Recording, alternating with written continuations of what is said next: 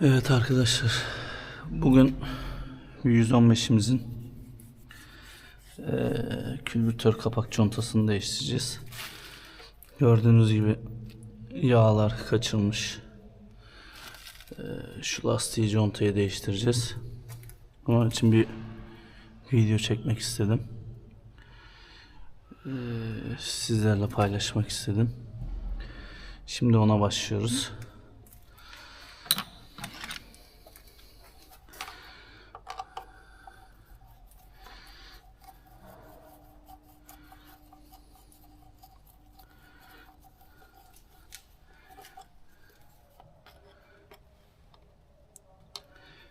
Önce bu külbütör kapağının üstündeki emiş hortumlarını söküyoruz.